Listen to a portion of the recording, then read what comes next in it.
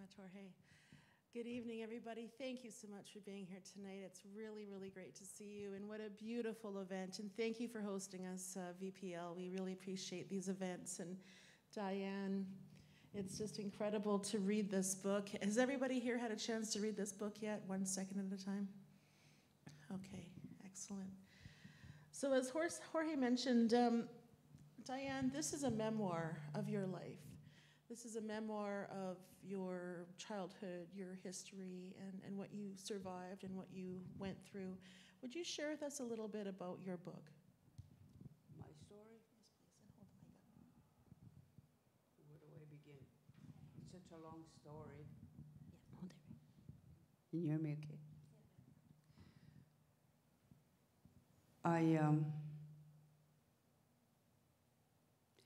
Back in 1979 is when I became single after 18 years of abuse.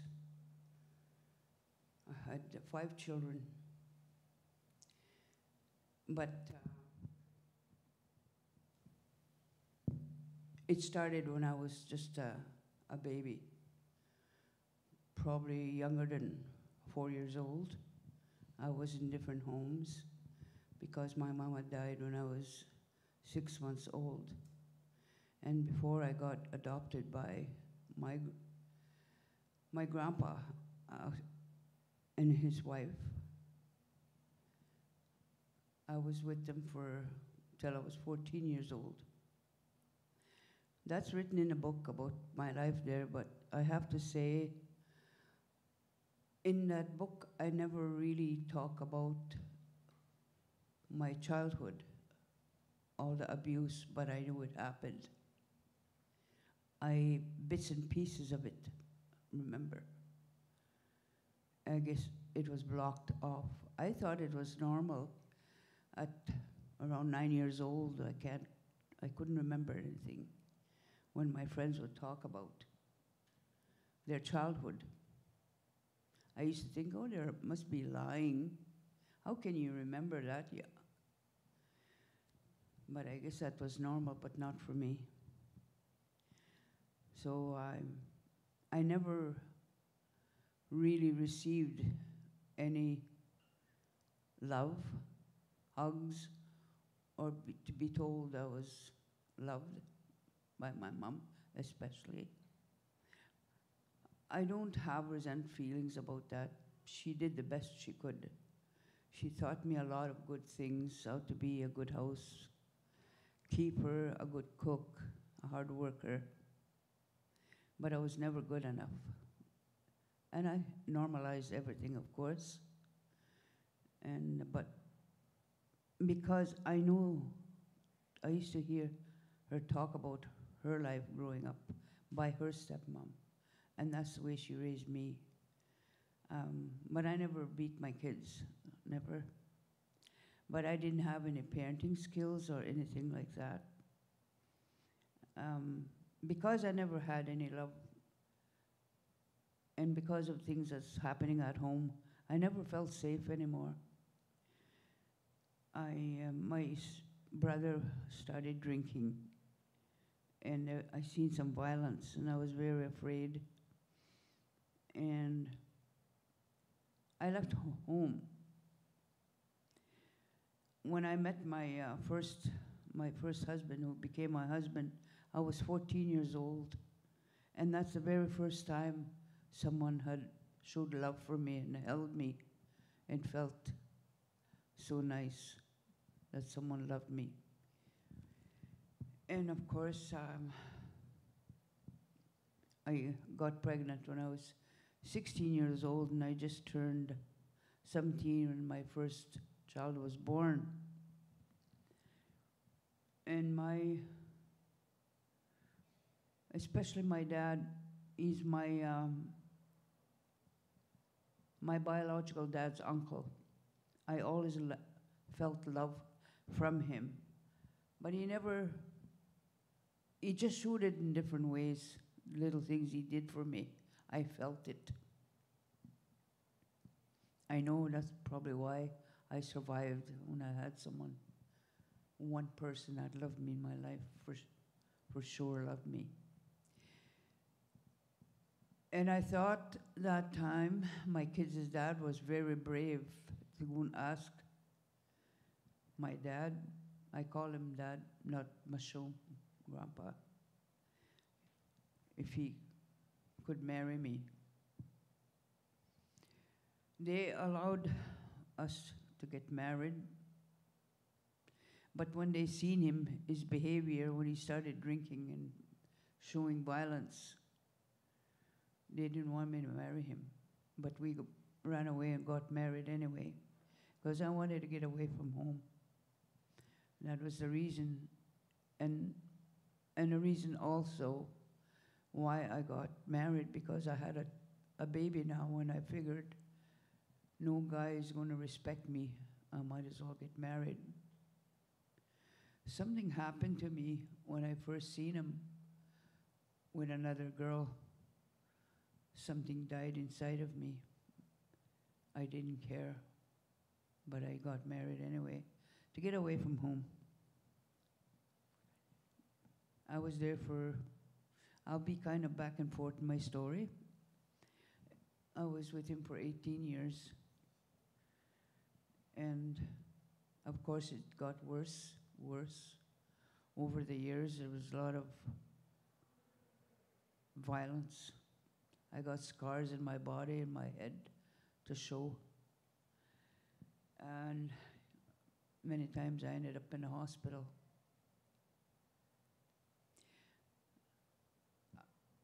And I was told by the nurse I should take this program, Al-Anon. I didn't know what that was. And she said that it would help me, that I needed help. And I thought to myself, I don't need help. He's the guy. He's the person that needs help, not me. He's the one that's drinking. He's the one that's angry. That's how it was. And a lot of things you'll read in that book, the things that it wasn't my choice to do these things, and I got in trouble with the law, of course. Being on the street, doing all this stuff, making money, boasting, and he took all the money. And I was on welfare with my children, and many times he would take our money, and we had a lot of times we went without, and took it off. And but before that, before I moved into Winnipeg, I lived in his community. Many times I was alone with my children, with my babies. I had 5 of them. I never thought that I could have children, because I was told I'd never have any. I wouldn't be able to have children because of the abuse that happened to me. You know, sometimes about 2-3 years ago, a memory came when I seen that building in Winnipeg, Abbott Clinic. This is where I came. I seen a doctor. I had to have that surgery. And that's where that doctor worked. I was in Winnipeg Hospital when they fixed me up. And that's the one that told me that I probably wouldn't have any children. But I did.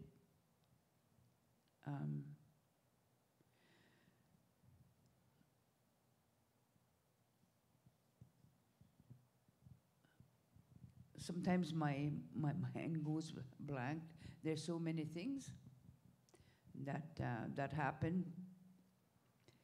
And there's so many things that I never talked about, and there's so many things that was taken off that book from the first publisher that I've seen that's supposed to write my story.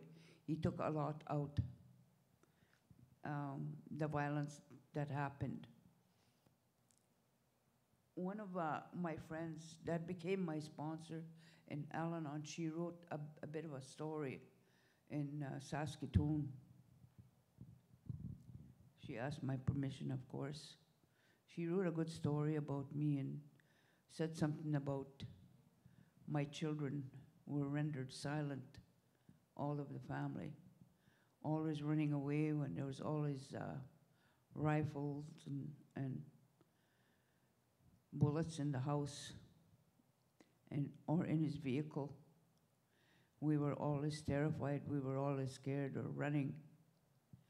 There's a lot of things I didn't write in that, in my story, in detail. And one of the things I say, I don't know, some of you have ever seen that movie, Living with Billy, or The Burning Bed. I can understand when you have that momentarily insane that happened to me.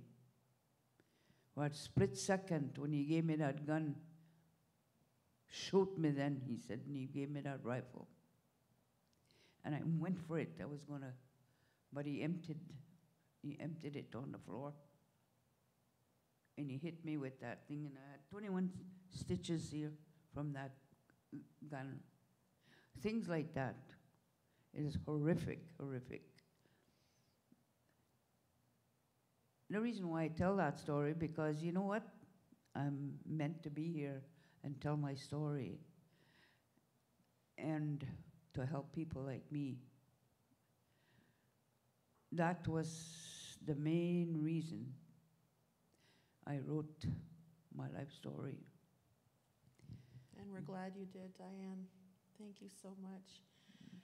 It's incredible to sit here with you right now as you remember those moments and those times.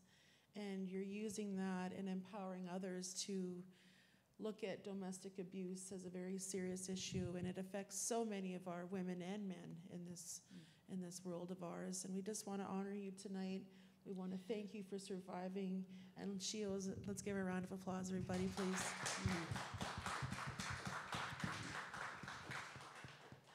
You are very inspiring, Diane. Thank you so much for being who you are. And that's why I wrote that little card on the flowers that I brought you tonight, because after I finished reading this book, I did cry.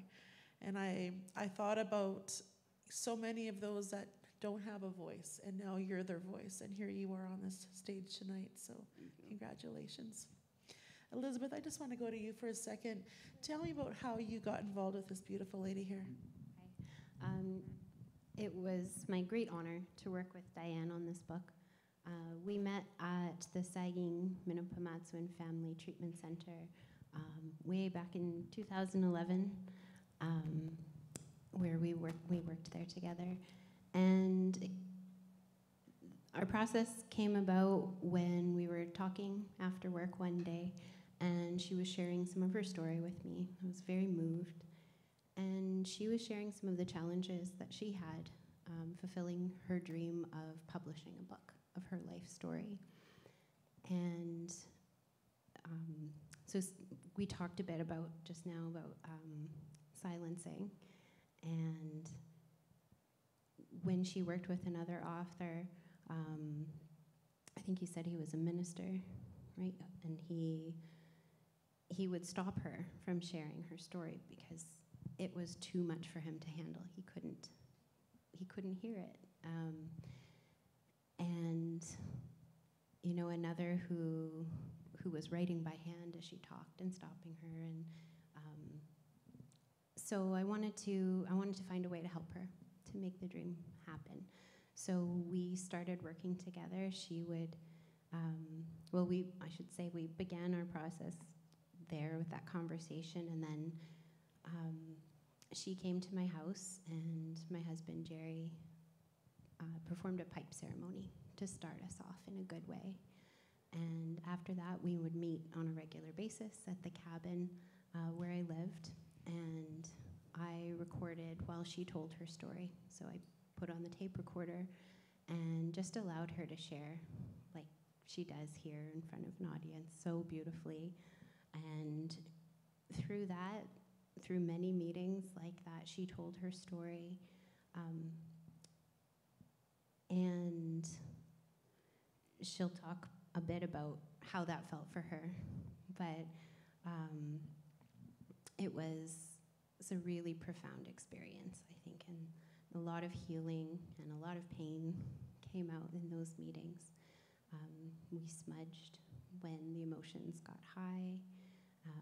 She is incredible at bringing humor into the conversation, even when things are very heavy, or I would say especially when things get very heavy. She has a way of lifting you out in a very natural way. So it was a really wonderful, incredible experience to work with her that way. And then from there, I would transcribe everything that she said, and we would discuss sort of her vision for the story and what we wanted it to look like. And one of the most important things for me was I wanted to keep her voice. She has such a powerful, incredible voice, and her story is so, it's so raw, and it's painful, and I didn't want that pain to get hidden or pushed aside or polished.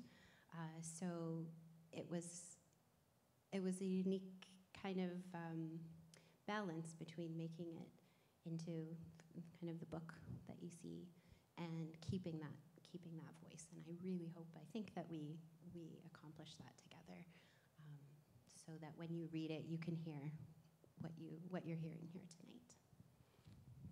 Absolutely. Elizabeth, I asked a request earlier tonight in the green room. Would you read us a little excerpt from the book? Would that be okay? Is that okay, Diane? Could she read a little bit from the book for the audience? Yeah, okay.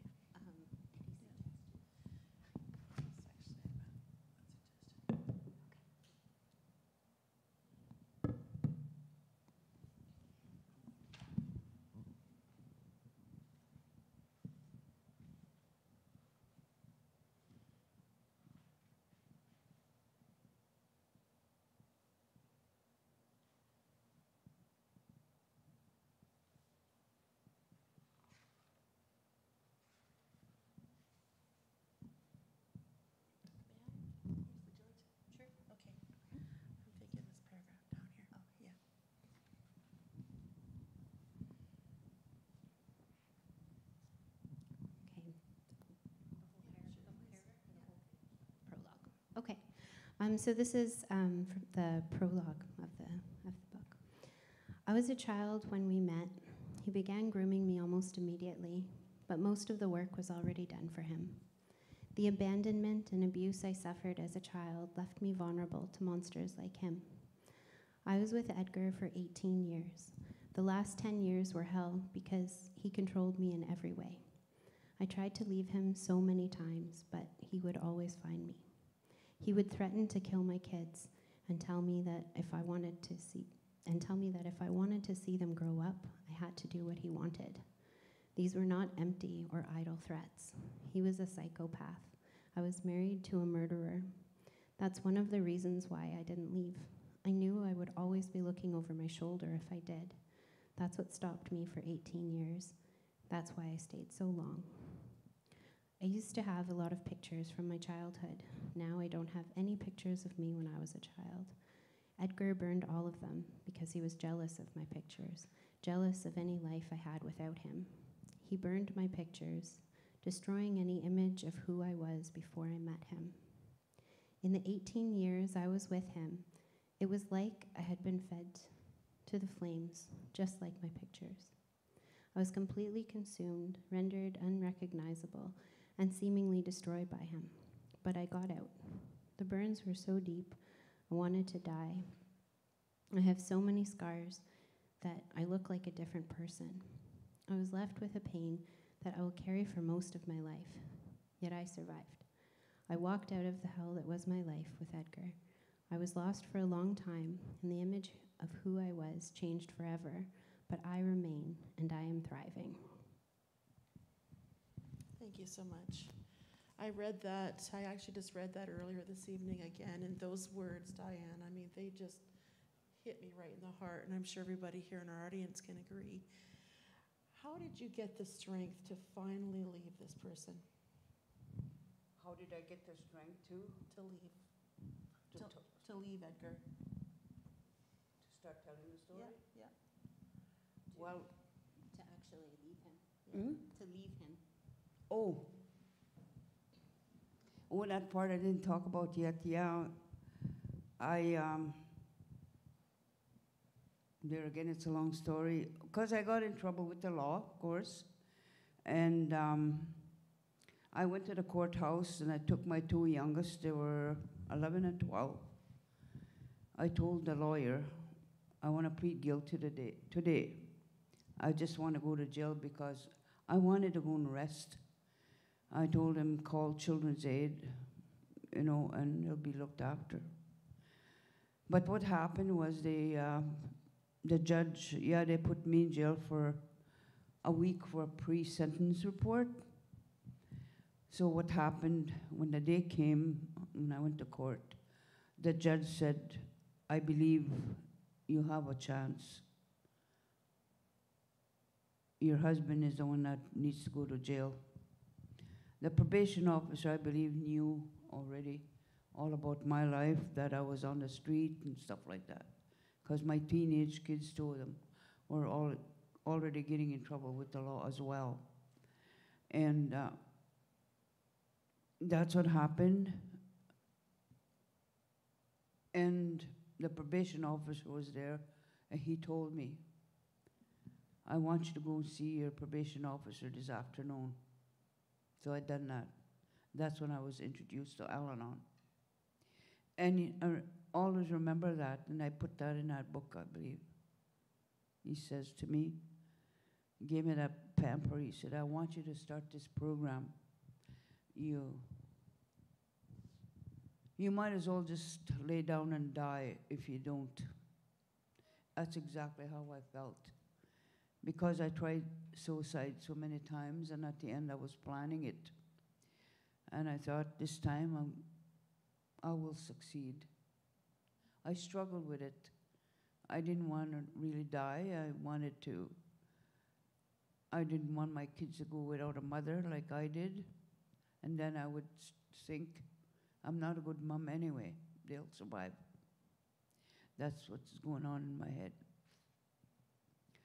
So I started going to those meetings. So I had the courage to change the things that I could. But it was very, very difficult. In those days, when he had my abuser, my kids' dad, he didn't even respect those restraining orders. You break into the house, terrorize us. We couldn't sleep at night. We'd all be on a run. That's what happened. But I became strong enough in the program, going to meetings. I would still go on the street because I had to have money when he would pick up the money. But I became stronger. I didn't have to go there anymore. But that's why I know I have a lot of experience working with women today, because the first 2 weeks, especially 3 weeks, I even hear Dr. Phil talk about that. It's very dangerous for a woman. And that's when that hostage holding happened, because he always said he was going to kill my kids. And that was a very horrifying night. All night he kept 3 of our kids at a time, plus their friends. He was going to kill them. It was a standoff. He made headlines of national news again that time. Actually, he made national news 3 times. And the last one was when he killed that RCMP. And he committed suicide in Stony Mountain Penitentiary in 1994. And I felt relieved that, and my kids said that too. They're already older. They felt relieved that he's never going to hurt us anymore. But when he died, they had mixed feelings. They felt guilty for feeling like that. I talked to my kids and I told them, it's okay to feel that way. Because it was their dad. Maybe something in them still loved them. It was their dad. But they felt free. We all did. We didn't have to put up with that anymore. Yeah. Amazing. Well, you broke that cycle of violence, and you did that. I want you to acknowledge your inner strength and the power that you possess, and now helping other women. Tell us about some of the work that you do now. I work in, see what happened. I started working right away when I became free. I could never work before because of my situation at home. I got a job at the Health Science Center. I worked in housekeeping for 5 years and started going to school, upgrading. I could never learn in school because of all the trauma in my life already. So I took upgrading, and I graduated, and I took my training. I didn't know what I was meant to do with my career, but I always wanted to do something. I thought, well, okay, I'll be a nurse. Well, but I didn't quite know if that was what was my calling. But I started volunteering all over. I started speaking as an Al-Anon speaker. I went all over, even in different provinces, different communities I went. I had a good sponsor. I worked for AFM program where addictions as a speaker, and I ran meetings, and I did all kinds of stuff. I traveled, and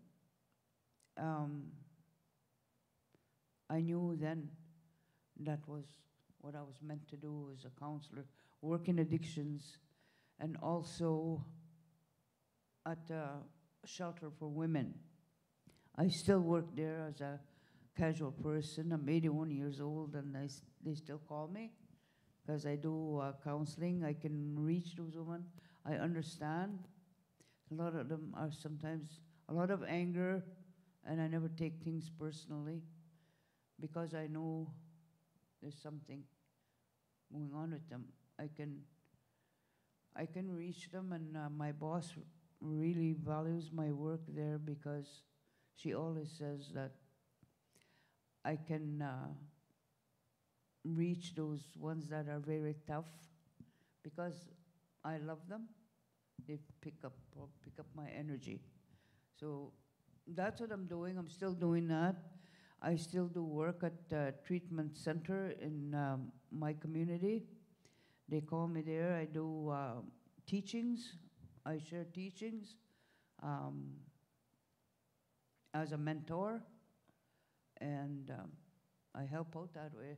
They use me as an elder, and I always say, I'm not an elder. I'm just old. Because I know what an elder is. They're very valuable and wise. I do understand I am a little bit wise, I guess, from all that, from all what I went through, you know. I use a lot of my experience working with people of what I went through, and even working with children, you know. It's amazing. That's why I say I am grateful I was meant, I guess, to have this life. Yes. I was diagnosed with rheumatoid arthritis. I was bedridden for about 10 months. And that's quite a few years ago. I was in my early 40s, or around 39, I think, 40. And I seen an elder. I was going to a Sundance. I don't know if I'll be able to do it, I said. Just keep on dancing, keep that energy going. But I told this elder, he's from Rock Mountain House, Alberta. I said, the doctor told me I'm not going to last maybe 6 months to a year. I'm deteriorating. You're deteriorating really fast. I'll be honest with you, the doctor said to me. So I told that to this elder. He says to me, you want to believe that? That's what's going to happen.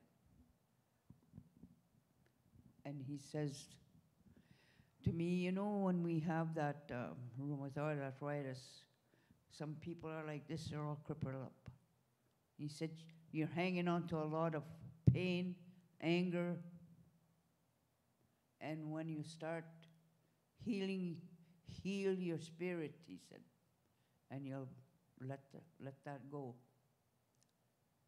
I'm okay. The only thing that happened there a couple of years ago, because of COVID, everything was closed. I couldn't do that self-care anymore. Even there was no sweat lodge ceremonies anymore. Everything was shut down. And I kind of, yeah. So that's what happened. Yeah. Well, we certainly value you and your work and touching so many other people that are dealing with what you went through. How proud are you of this beautiful lady up here? I mean, you guys spent a lot of time together, and now to be on this book tour, you're in Toronto, Vancouver, you're heading home for a little bit, then you've got some more stops planned. How proud are you of Diane here? I'm so incredibly proud and so honored just to sit here beside her and hear her share her story, and to see her book and her dream has come true and is out there helping all these women and families just exactly the way that she hoped they would, or that her story would. So I'm so incredibly proud. And I'll just share one little story about my cousin who she's suffered from childhood abuse and abuse throughout her life. And when she read this book, and she was a little bit afraid to read the book because she knew a bit about what was in it and what Diane went through, and she knew that there were some similarities that would be triggering for her. But she read it, and she said that she was so deeply touched, so deeply affected, and what she walked away with was a sense that she was not alone. And I know that many, many people, many survivors are reading this and feeling that. So that makes me so proud. Thank you so much. We have a few minutes now for some questions from the audience. I'd like to open it up to the floor. Anybody have a question for either Elisabeth or Diane tonight?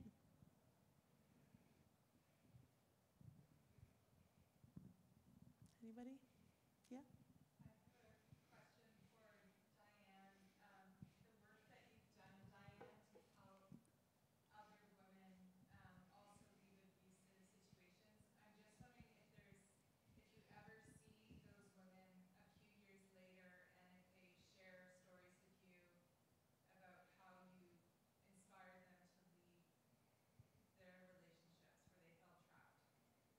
Did everybody hear that question okay? Yeah, okay. Diane, do you want to answer? Did you ever see other women that went through what you did leave their relationships and get through what you went through as well? Did you see them later on in life after they left?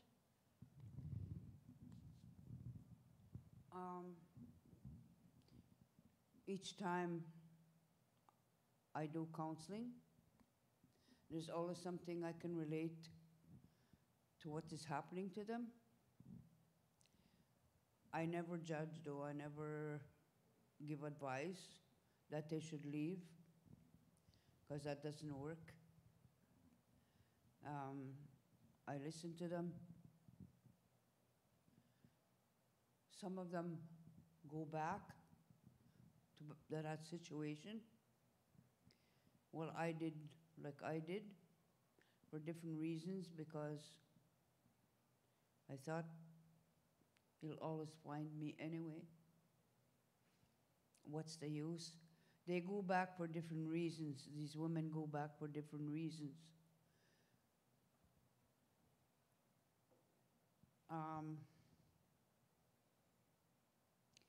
Some of them, though, really good.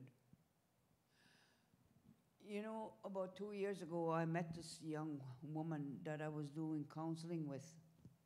And someone was calling me, you know, you meet so many people in your life. I worked at the Health Science Center. I met a lot of people there advocating and being an interpreter and doing social work.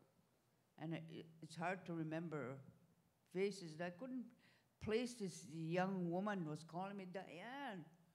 And she comes running and hugged me. I'm Jennifer, she says. Don't you remember me? You did counseling with me. And she said, I'll always remember what you said to me. If I can make it, you can make it too. Look at me now, she said. I'm driving a brand new truck. I'm a social worker.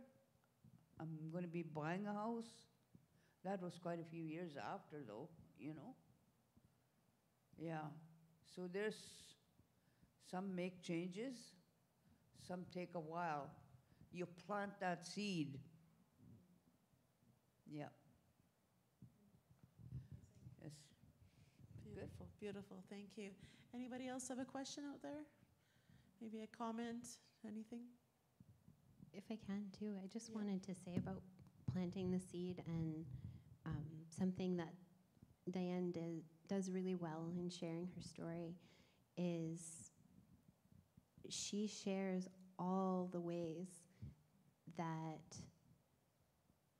she cared for herself, how she was cared for by others. So she details the process of how she got out, and how she healed and reclaimed her life. So with her career, but I think that part about self-care that she talks about a lot today, even how she cares for herself today, can be a tool.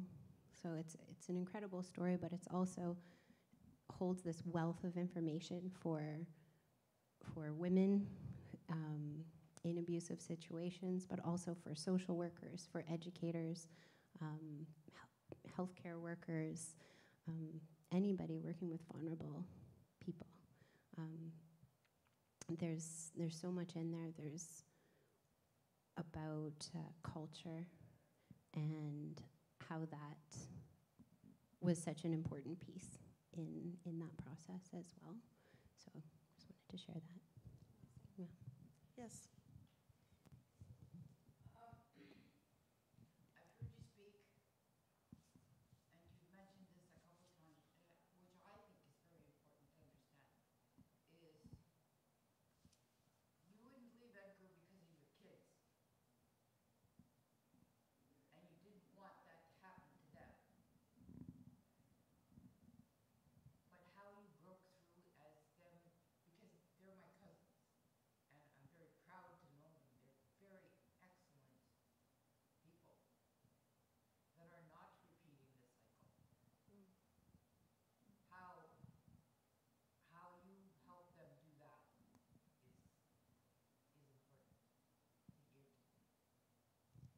Did everybody hear that comment okay? Yeah. Well, you're obviously a role model to your kids and to all of us here tonight. I just can't thank you enough on behalf of the Vancouver Public Library for yourself, Elisabeth, to travel all this way from Winnipeg to come and join us. Thank you so much, everybody, for joining us this evening. Please come and pick up a book, and please get this beautiful lady to come sign it. Thank you so much, everyone. Thanks for coming.